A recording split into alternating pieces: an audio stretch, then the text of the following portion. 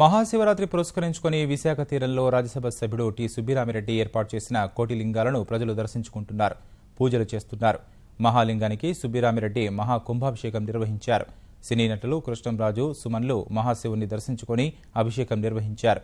అక్కడే ఏర్పాటు చేసిన సాంస్కృతిక కార్యక్రమాలు ఆకట్టుకున్నాయి.